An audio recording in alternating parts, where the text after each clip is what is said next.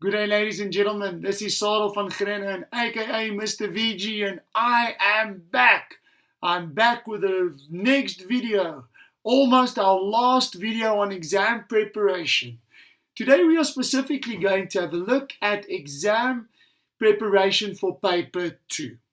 Now, paper 2 is usually for my students a question paper that gives them heart palpitations. They kind of go, "Oh, sir, I hate paper 2.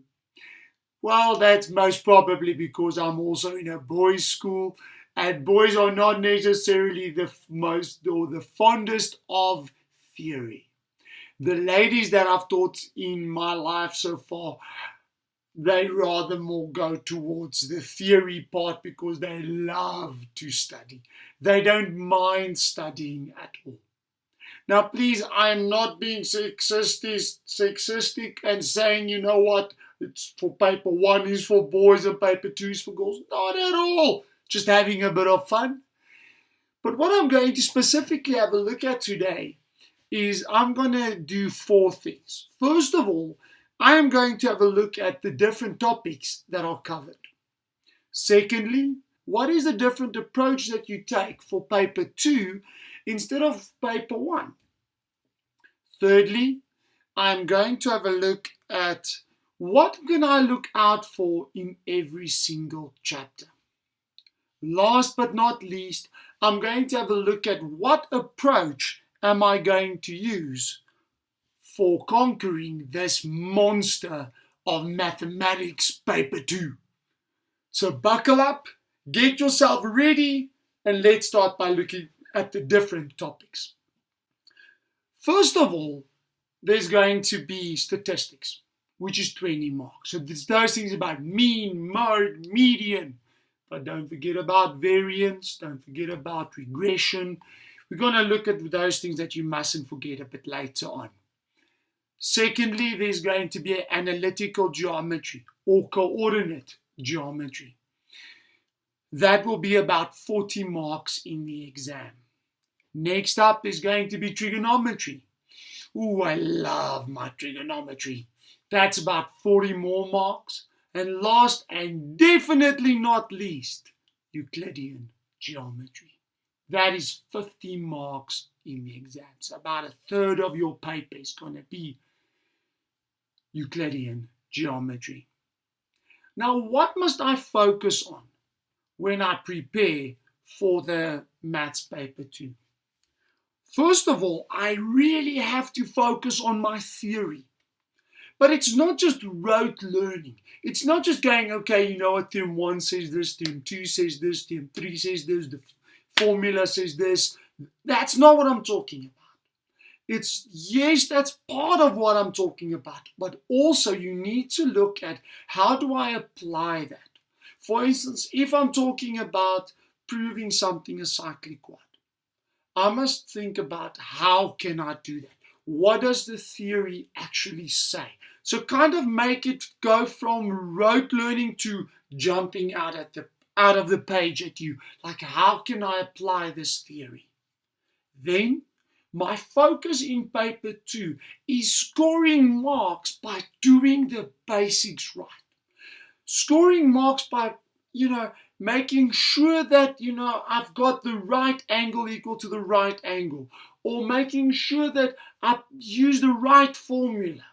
That's what this is a lot about in paper 2.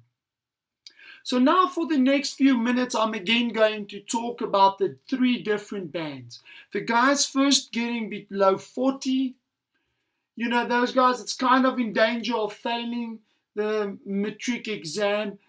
You guys really need to make sure you get your basics right. You need to make sure that I've scored my basics right. But I've got something that I would like you to make sure.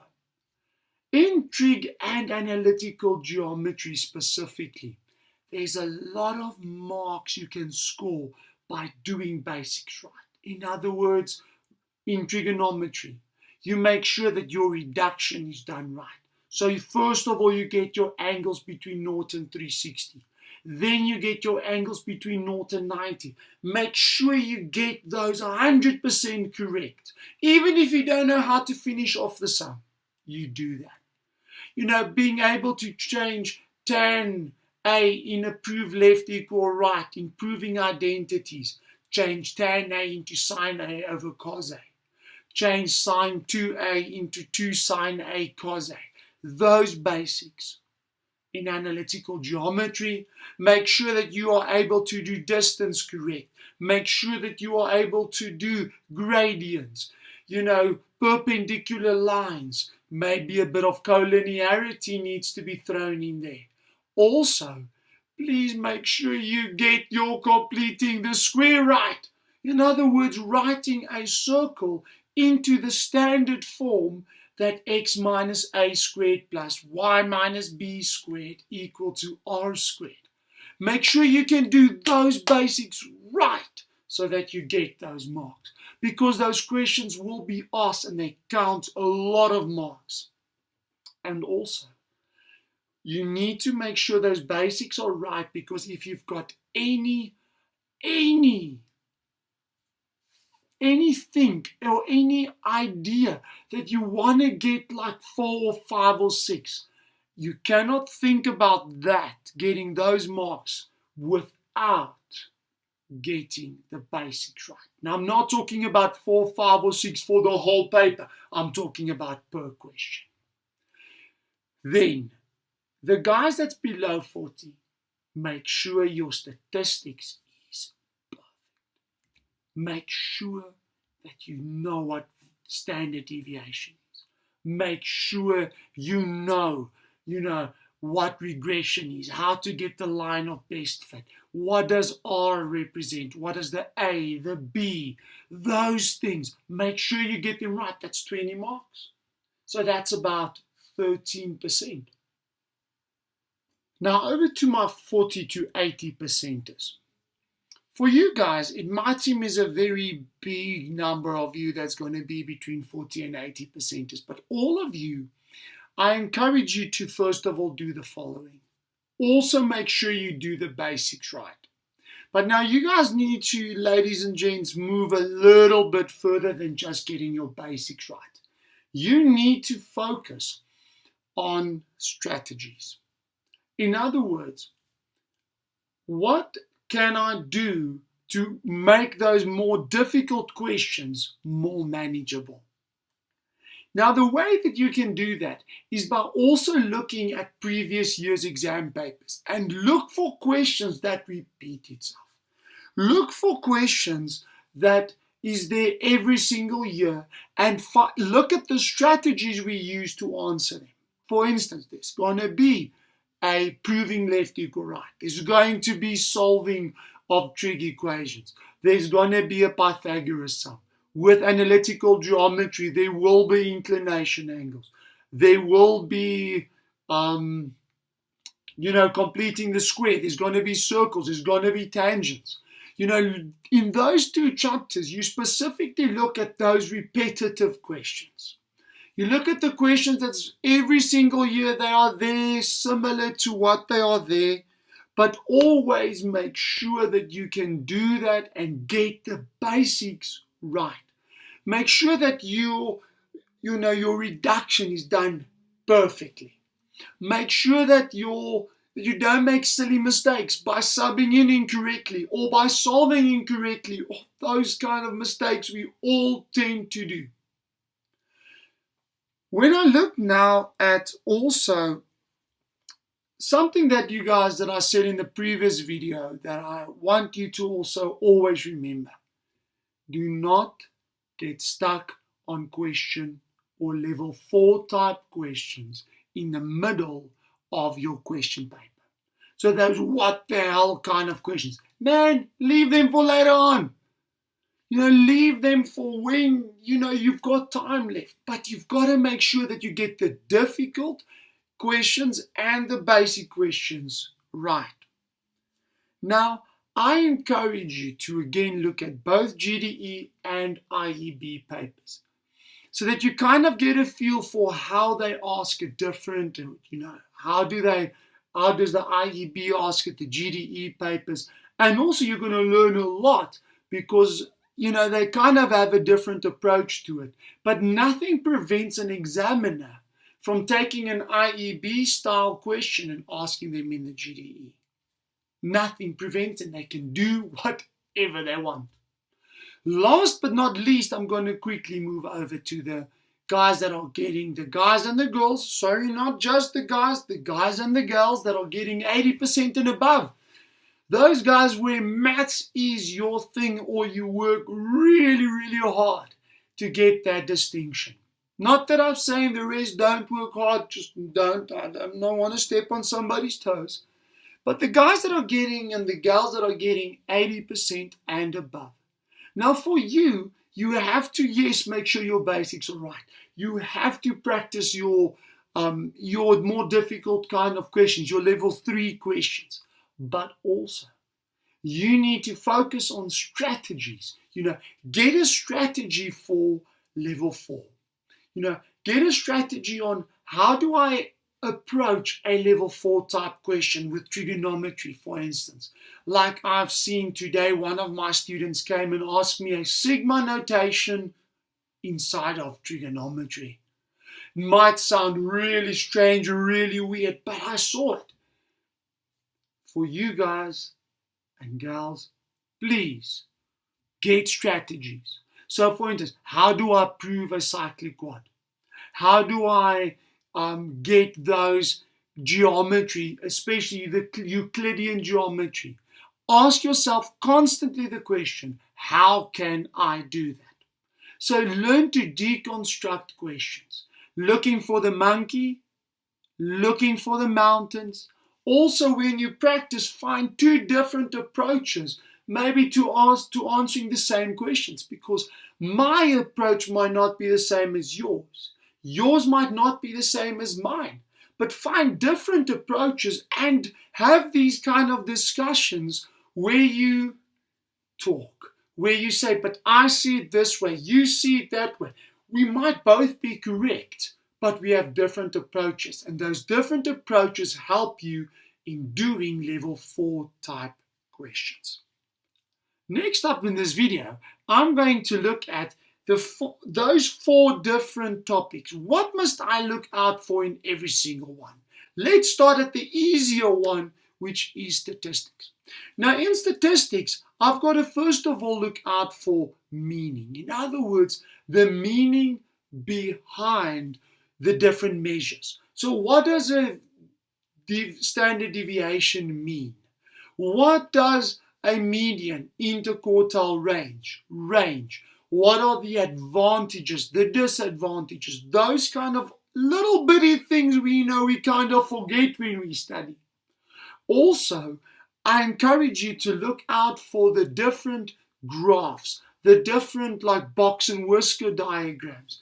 I encourage you to look for those specific tools and when can I use them? When is it good? When is it bad? And also, what do they show me? When I'm talking about analytical geometry, please look out for trigonometry. In other words, trig inside analytical geometry. So if you've got a triangle, why can't I use trig? If there's a 90-degree triangle, I can look for SOHCAHTOA. So sine is opposite over hypotenuse. Cos is adjacent over hypotenuse. Tan is opposite over adjacent. Those kind of things, look out for them in analytical geometry. Look out for Pythagoras. Look out for him. When there's a 90-degree, say you've got a radius and a tangent, you can use Pythagoras. Also, look out for inclination angles. Oh, I love my inclination angles. I love them, but you've got to look out for them. Also, Pythagoras, I've said already. Completing the square. Completing the square is one of those things that come in here because nowhere else in mathematics am I forced to use completing the square except when I want to write a circle in standard form. I just want to quickly backtrack and just talk about inclination angles for a little bit. Whenever they ask me anything about the angle, the size of an angle between lines or somewhere in a triangle, my first thought in analytical geometry is inclination angles. So please remember that. Go and watch the videos on inclination angles that I've recorded. They are fantastic. They're great use. They're of great use for you as you prepare to to just spark those memories again. Please go and watch those videos. With trigonometry, what you look out for is the different types of questions. There's going to be a Pythagoras type question where you've got to draw a triangle inside a specific quadrant. There's going to be writing in terms of, there's going to be proving left equal right.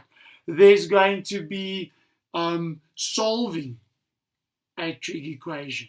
There is going to be 2D or 3D trigonometry with your angles of elevation. Those kind of sums, there's going to be those. So you've got to learn strategies on how do I approach every single one of them. Little bit of extra. Now this I'm going to give to you for free. Be careful of undefined. If they ask me where is a specific identity undefined, 99+% of the time, two things you got to look out for.